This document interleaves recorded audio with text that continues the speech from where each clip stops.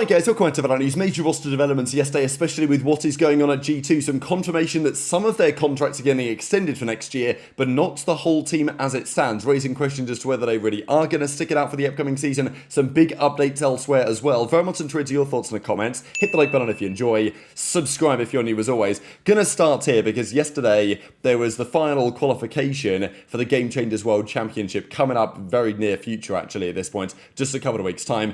There was the LCQ in the Americas, and we had MIBR. And MIBR, of course, they qualified last year. In fact, they made the grand finals last year. They played against Wadada, and, Wadada go down. Bit of a controversial series in some respects, but, and to be fair, the other team had plenty of chances. But MIBR, they did get the job done. They won 13-6. They lost the Lotus.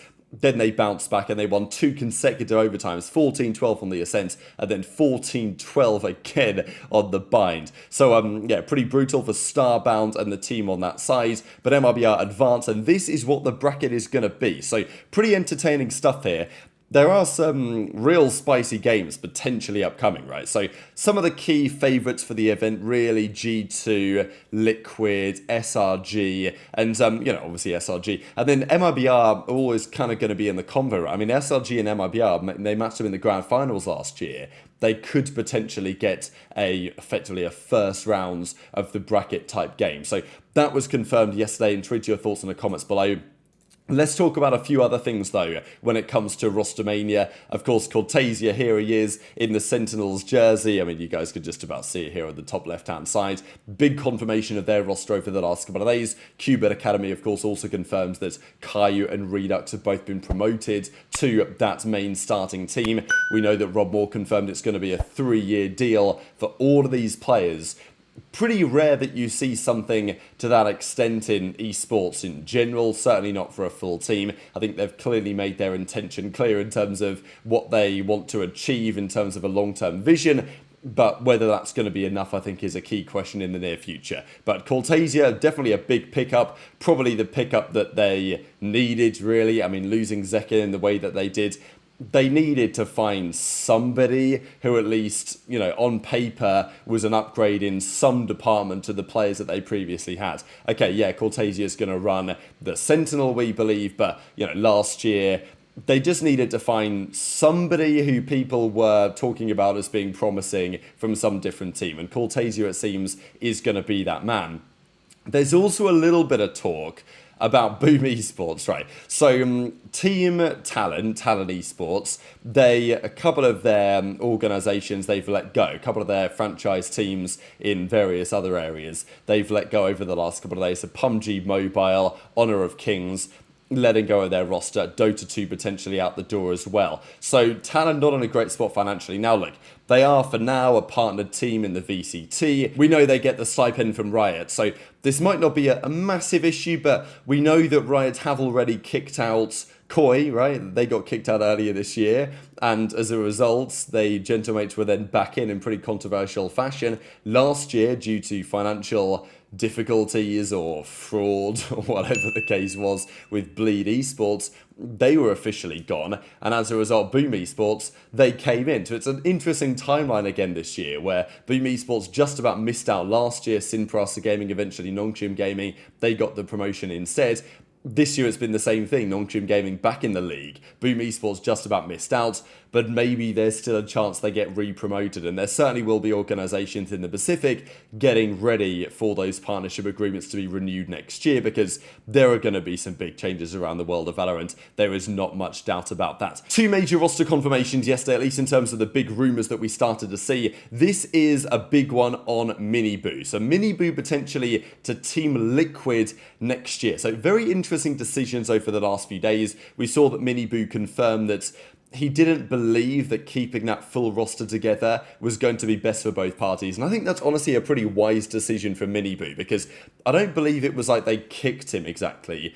He felt like he needed a bit of a fresh start, and he felt like the team, while they could still be good with him, it's one of those situations, it's kind of like what G2 are going through in effect, where Heretics, yeah, they did win the World Cup this most recent year. Maybe it's more similar to kind of Fnatic in some level, and even maybe a Paper X, where you're clearly very good, you're nearly good enough to win internationals consistently.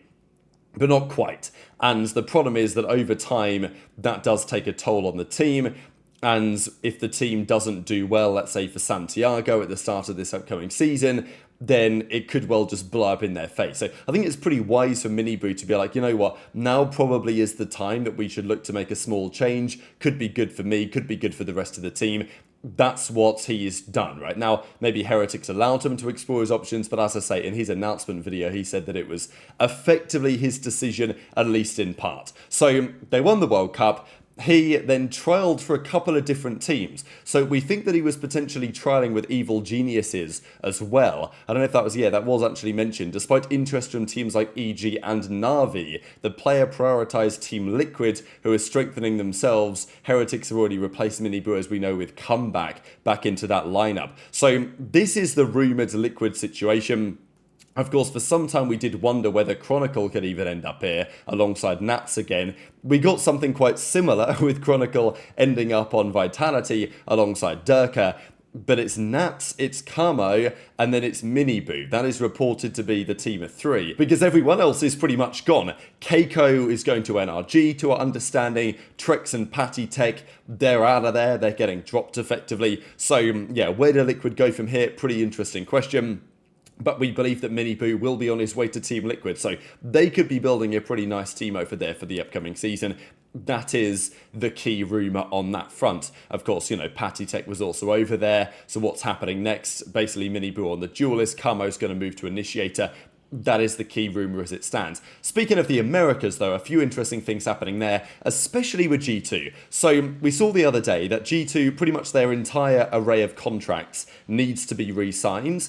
But exactly when and who and where this is going to happen. Apart from Jorgamo has a contract until next year anyway.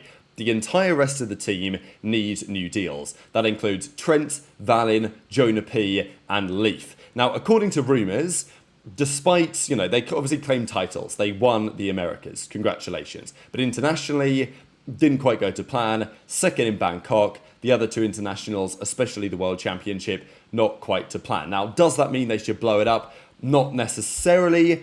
But as we've seen from Fnatic, for example, look, Fnatic wanted to stay together, but Chronicle had a better offer and other ideas, right? And as we've seen before, as I say, with Paper X, it did take a change for them to finally get over the hurdle. It would be a great story if G2, with the same roster, can finally get the job done next year.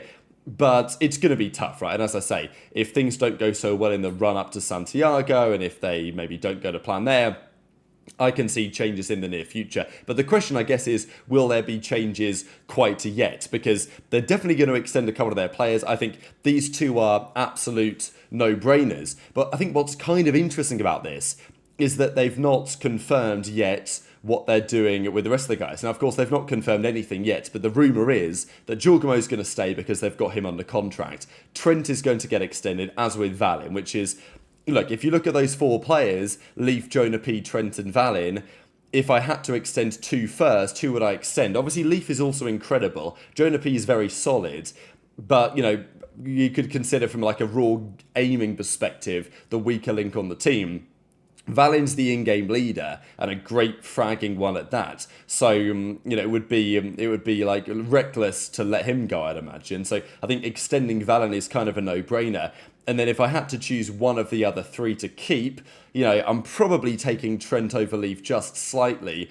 But, am I going to get rid of Leaf? No, right? I wouldn't do that. But it's just an interesting rumour anyway, because if G2 is expected to extend both of those players, it's just interesting timing that there's a big rumour today that Trent and Valin are getting extended, but no rumours yet as to what they're going to do with the other players. Maybe there's some questions there, but also, could there be other offers on the table that could be worth considering? If you are those players, though, if you're JonahP, if you're Valin, if you're Leaf, and G2 are like, you know what, yeah, we will get you back, maybe not on the same terms as the other guys, but we're down to continue, I think it probably does make sense to follow up and to see how it will go. But yeah, I think you're running the risk in the same way that Heretics would have run the risk, in the same way that Fnatic would have run the risk, and, some of these other teams that we've seen before, that if things don't go to plan at the start of next season, it could all go downhill relatively swiftly. So yeah, Jorgamo's confirmed. The other guys, we're not so sure, but Valin, Trent, Giacomo, there will be 3 of them. They may bring back the other 2 as well. I don't expect JonahP as the coach to be going anywhere either. We also have a couple of interesting scrum bucks from yesterday, and especially this one actually. We'll come back to this in a second, because G2 were spotted here without JonahP. Now, there could be other reasons for this, but it definitely appears that they are considering some sort of trials, right? I mean, they're 11-2 up here against Flyer and Moose. So, with trials. So, JonahP was spotted, he was in a deathmatch, and Trent and Giacomo and JonahP, they were playing a custom game. So, yeah, there's almost certainly something in that, right? Like, it doesn't seem at all guarantees that they're necessarily going to run it back G2 for next season, so expect maybe something serious is going on there. The other thing that I was saying here, though, is Evil Geniuses, right? So they actually were scrimming Cloud9, we've seen a lot of Cloud9 scrims, with Infiltrator of Winthrop University, right? And there was another couple of scrims that we saw as well. This was the other one. It was then 11-9 in this scenario. So pretty interesting stuff. That looks like it's maybe going to be where EG are going to end up, with Xander, with Infiltrator, Bao, Potter, of course, is there as well, Com returning to the team. I think there's a load of interesting things that Evil Geniuses can do, right? Because EG are in that spot where, Potter's able to kind of captain the ship.